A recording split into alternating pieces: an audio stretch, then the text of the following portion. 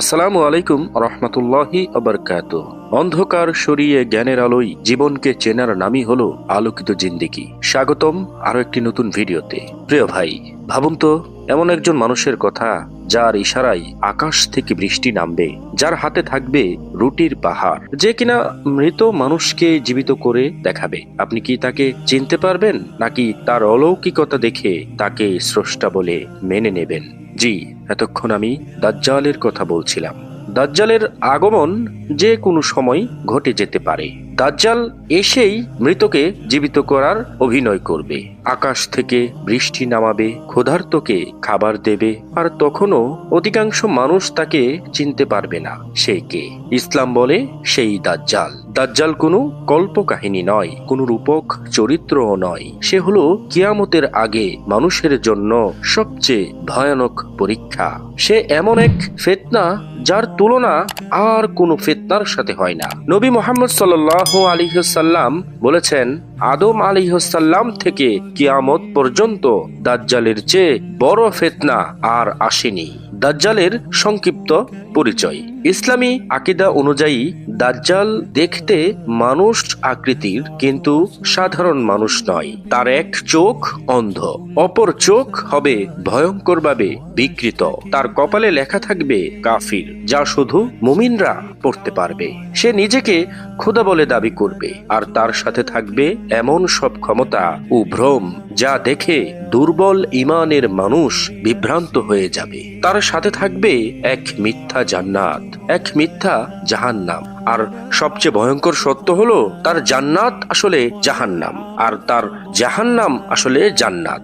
দাজ্জাল এখন কোথায় আছে এবং কোথা থেকে তার আগমন ঘটবে? সহিহ মুসলিমে বর্ণিত তামিম দারি রাদিয়াল্লাহু তাআলা আনহু এর হাদিসে জানা যায়, দাজ্জাল বর্তমানে আল্লাহর হুকুমে কোথাও শিকলবন্দি অবস্থায়। নির্দিষ্ট জায়গার নাম বলা হয়নি, তবে হাদিসের ইঙ্গিত অনুযায়ী তার আগমন ঘটবে পূর্ব দিক থেকে। নবী মুহাম্মদ সাল্লাল্লাহু আলাইহি ওয়াসাল্লাম বলেছেন, দাজ্জাল পূর্ব দিক থেকে বের হবে। তিরমিজি শরীফের হাদিস এটি। অনেক আলেমের মতে সে প্রথমে মানুষকে তার দলে আহ্বান করবে, তারপর পৃথিবীর এক প্রান্ত থেকে আরেক প্রান্তে ছড়িয়ে পড়বে, কিন্তু সে কখনোই মক্কা ও মদিনায় প্রবেশ করতে পারবে না। সুবহানাল্লাহ। ভিন্ন ধর্মে দাজ্জালের কিছু ইঙ্গিত রয়েছে। যেমন খ্রিস্ট ধর্মে বলা হয়েছে, একজন মিথ্যা খ্রিস্ট যে ঈশ্বরের বিরুদ্ধে দাঁড়াবে এবং মানুষকে বিভ্রান্ত করবে। শেষ সময়ে যীশু খ্রিস্ট ফিরে এসে তাকে পরাজিত করবেন, এই বিশ্বাস খ্রিস্টানদের মধ্যেও রয়েছে। ইহুদি ধর্মে এখানে দাজ্জালের নাম নেই, তবে আছে এক ভণ্ড যুক্তিদাতা যে নিজেকে প্রকৃত মসিহ বলে দাবি করবে।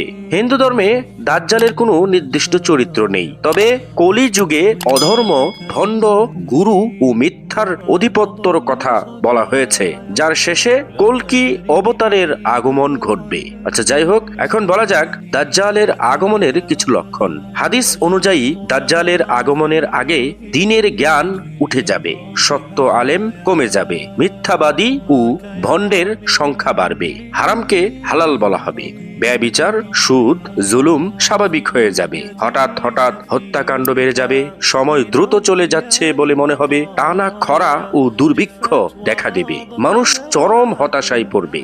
সবচেয়ে ভয়ঙ্কর আলামত হচ্ছে, মানুষ সত্য ও মিথ্যার পার্থক্য করতে ভুলে যাবে। আজ যদি আমরা বর্তমান জামানার দিকে তাকাই, তাহলে এই আলামতগুলোর প্রায় সবই আমাদের চোখের সামনে ভাসছে। এতেই বোঝা যায় দাজ্জালের আগমন খুব সন্নিকটে। তাহলে এখন আমাদের করণীয় কি? নবী মুহাম্মদ সাল্লাল্লাহু আলাইহি ওয়াসাল্লাম আমাদের ভয় দেখাননি, বরং প্রস্তুতির পথ দেখিয়েছেন। দাজ্জালের ফিতনা থেকে বাঁচার উপায় জানিয়েছেন। নিয়মিত সূরা কাহাফ পড়া, বিশেষ করে সূরা কাহাফের প্রথম 10 আয়াত, ঈমান ও আমল মজবুত করা, গুজব ও অন্ধ অনুসরণ থেকে দূরে থাকা, সত্য ও সহিহ জ্ঞানের সাথে যুক্ত থাকা, আল্লাহর কাছে দোয়া করা, হে আল্লাহ, আমি দাজ্জালের ফিতনা থেকে তোমার আশ্রয় চাই। কারণ দাজ্জালকে চিনতে পারবে কেবল শক্ত ঈমান দিয়ে, চোখ দিয়ে নয়। আর টিকে থাকবে কেবলই তারাই যাদের অন্তর আল্লাহর দ্বীনের আলোর সাথে যুক্ত। দাজ্জাল কবে আসবে সেই দিন, তারিখ, সাল আমরা জানি না, কিন্তু সে যে আসবে তার আসার সকল আলামত প্রকাশ পেয়ে গেছে, এটা নিশ্চিত। নিজেকে একবার নিজেই প্রশ্ন করুন, সে আসার আগে আমি কতটা প্রস্তুত, নাকি সে আসার পর তার ফিতনা আর মিথ্যা অলৌকিকতার মুখে পড়ে আপনি আমি হারিয়ে যাব। এই দাজ্জাল এসেই শেষ নয়, কারণ দাজ্জালের পরে আরো বড় বড় ঘটনা অপেক্ষা করছে, যেমন ঈসা আলাইহিস সালামের অবতরণ, ইয়াজুজ মাজুজ আর কিয়ামত। এই সব বিষয় আর দাজ্জাল সম্পর্কে আরো যদি জানতে চান কমেন্টে জানাবেন।